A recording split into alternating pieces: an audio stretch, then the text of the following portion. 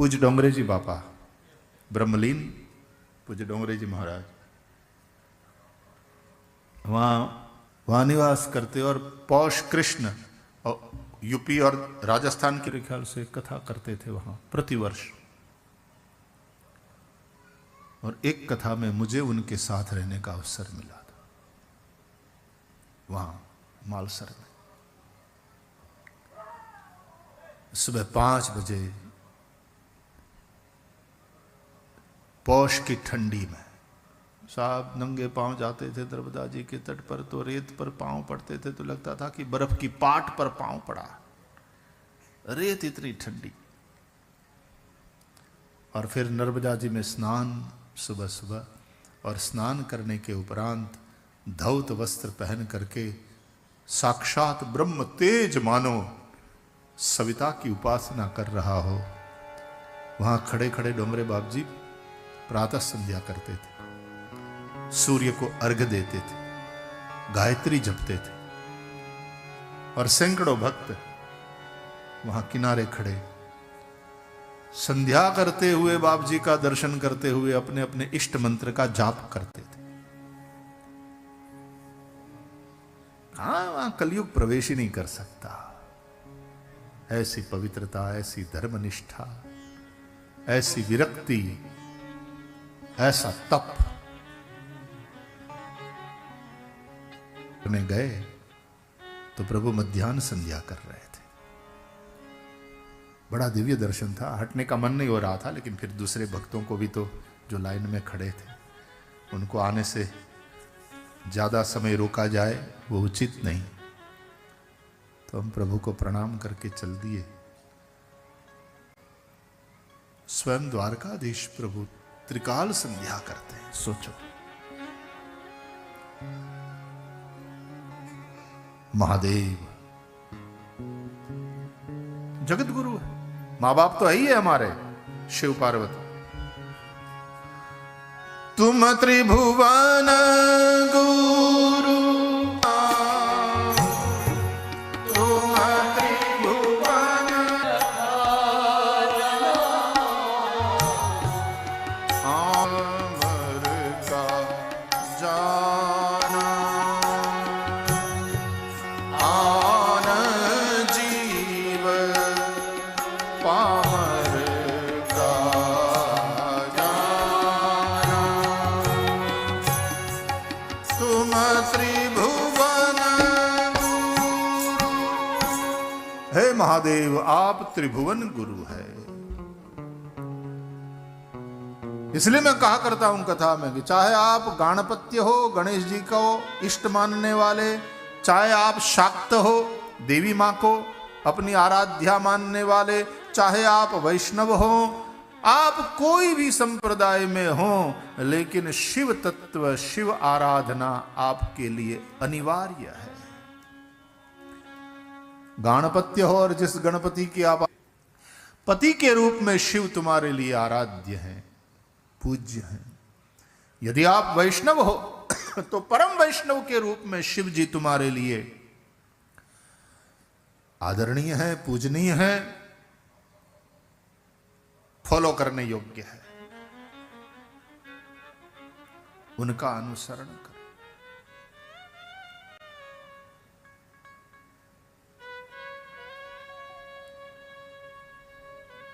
तो भगवान शिव गुरु भी हैं, पिता भी हैं। पिता गुरुस्त्वं जगताम अधीशः।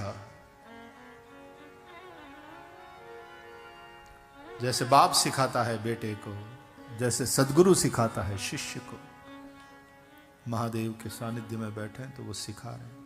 द्वारकाधीश प्रभु को प्रणाम करो। श्री कृष्णाय वयम नमः।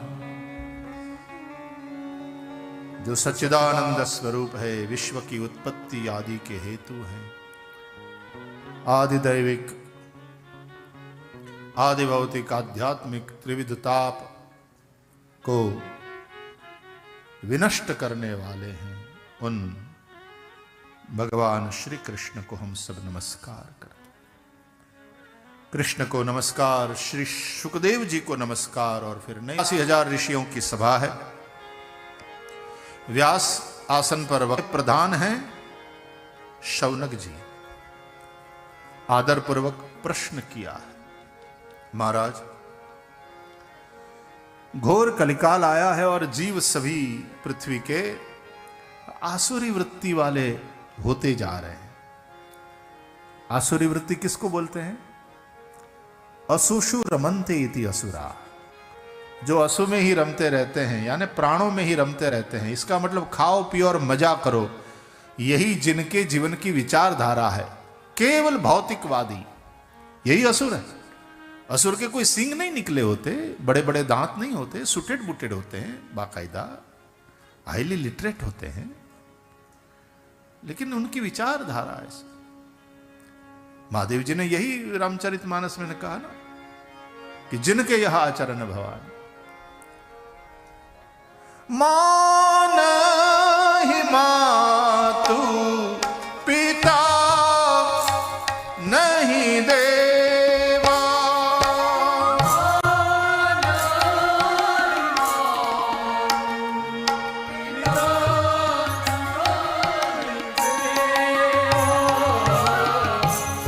मान ही मातु पिता नहीं देवा,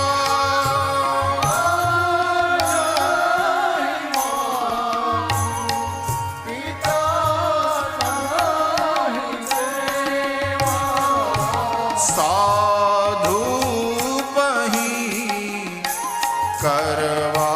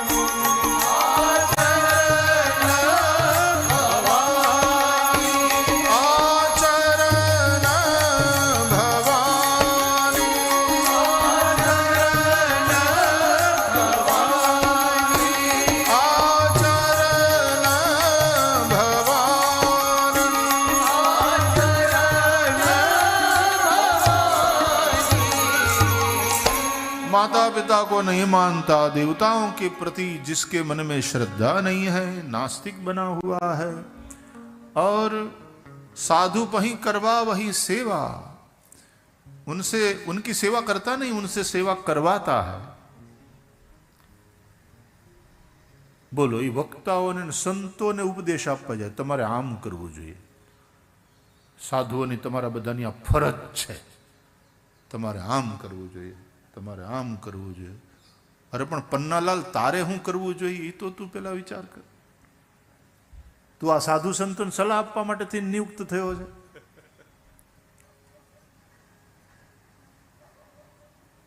जिनके यह आचरण भवानी सो जाने हूं निशिचर सब प्राणी, महादेव जी कहते हैं। ऐसा जिनका आचरण, मतलब खाओ पियो मजा करो, केवल भौतिकवाद, वो असुर है। तो ऐसी आसुरी वृत्ति वाले लोग कलिकाल में बढ़ रहे हैं। जीवश्चात सुरताम गतः, कहते हैं शौनक जी कि महाराज ऐसे बढ़ते हुए भौतिकवाद में, और इस बढ़ते हुए भौतिकवाद के चलते लोग संघर्ष, कंपटीशन, लड़ाई, एक दूसरे को गिराने की प्रवृत्ति और अशांति जीवन में। ऐसे में उसका भला कैसे हो, उसका कल्याण कैसे हो, उसे श्री कृष्ण की प्राप्ति कैसे हो, ये उपाय आप बताओ। शौनक जी ने तब पूछा। आज भी परिस्थिति और बिगड़ी हुई है, संघर्ष, क्योंकि परमार्थ की ओर हम नहीं जा रहे, हम स्वार्थ की ओर जा रहे हैं। एक समय એવો હતો કે ધંધામાં ભાઈ ચારાના હું કમાઉં, બે આના તને કમાવા દઉં, આપણે આ રીતે તારું મારે વિચારવાનું જ નહીં, હું ખાલી મારું। મેં આ છોકરાને પૂછ્યું, જયવીનભાઈ આ મેનેજમેન્ટમાં તમે બેટા MBA BBA કરો તો તમે હું તમને હું ભણાવે મને કે ભાઈ શ્રી તમે કથામાં કયો છો એનાથી ઉલટું। અમને તો એમ જ કહેવામાં આવે કે તમે કંઈ સાધુ સંત થવા અહીંયા નથી આવ્યા, ધંધો તમારે કરવો છે, મેનેજમેન્ટની વાત છે, તમારું કેમ ભલું થાય, તમારો કેમ ગ્રોથ થાય એના ઉપર જ તમારે ધ્યાન રાખવાનું। આવું એણે મને કીધું, કેટલું સાચું હોય મને ખબર નહીં, પણ આવો એક સંવાદ એક વિદ્યાર્થી સાથે મારો થયેલો। लेकिन ये हकीकत है कि समाज में ऐसा देखा जाता है, मेरे 10 रुपये के फायदे के लिए मैं आपका 100 रुपये का नुकसान करवा दूं, यही वृत्ति है, मेरा स्वार्थ, और उसके चलते फिर संघर्ष और उसके चलते अशांति। और जहां भी देखो सब लोग यही कहते हैं महाराज बाकी बधु बराबर, शांति नहीं। तो ऐसी स्थिति में जीव का कल्याण कैसे हो, मनुष्य का कल्याण कैसे हो, उसे शांति कैसे मिले, उसे श्री कृष्ण की प्राप्ति किस प्रकार से हो, कृष्ण प्राप्ति करम शाश्वत साधनम तद वदाधुना, ऐसा साधन, ऐसा उपाय आप बताओ। और उस प्रश्न के उत्तर में नैमिषारण्य में श्री सुत महाराज जो मार्गदर्शन करते हैं, हम इस यात्रा में उसके साथ साथ चलेंगे। आइए, द्वारकाधीश जी ने मध्याह्न संध्या करी, सायं संध्या का समय हो रहा है। प्रातः संध्या करी जाए ना तो उत्तमा तारकोपेता, तारे दिख रहे हो आसमान में अभी ब्रह्म मुहूर्त, तब की हुई संध्या वो उत्तमा मानी जाती है। मध्यमा लुप्त तारका, तारे दिखने बंद हो जाएं, लेकिन अभी सूर्य निकला नहीं है, सूर्योदय नहीं हुआ, वो वाली संध्या वो मध्यम प्रकार की संध्या है, अधमा सूर्य सहिता। और सुबह सूरज निकल आवे फिर जो संध्या करी जाए वो अधमा संध्या है। करनी तो चाहिए ही, फिर वो प्रायश्चित के लिए चौथा अर्घ्य दिया जाता है। वैसे 3 अर्घ्य देते हैं, लेकिन उस दिन प्रायश्चित के लिए चौथा अर्घ्य दिया जाता है। लेकिन सायं संध्या में उल्टा है, सूर्य अभी है डूबने को, देखो बिल्कुल बिल्कुल यहां से दर्शन हो रहे हैं सूर्य नारायण के। मेरे सिर पर अपने कर निकर किरणों से आशीर्वाद देते हुए सूर्य अभी है। ये सबसे उत्तम समय है सायं संध्या का। सूरज डूब जाए लेकिन अभी अंधेरा उतर नहीं आया है अवनी पर, तब जो संध्या करी जाए सायं संध्या वो मध्यमा, और तारे निकल आवे तब जो संध्या करी जाए सायं संध्या वो अधमा। तो इस प्रकार से प्रातः संध्या, सायं संध्या और मध्याह्न संध्या भी, त्रिकाल संध्या। कई लोग 2 संध्या करते हैं, सुबह सुबह मध्याह्न संध्या का अर्घ्य दे देते हैं। और ऋग्वेद के अनुसार प्रातः संध्या में गायत्री ब्रह्मस्वरूपिणी होती है, सूर्य नारायण ब्रह्मा का स्वरूप। मध्याह्न संध्या में विष्णु रूप है और सायं संध्या में शिव रूप है। यजुर्वेदीय संध्या में, प्रातः संध्या में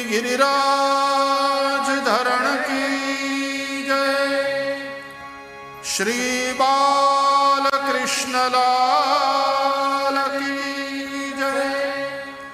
सद्गुरु भगवान की जय। ओ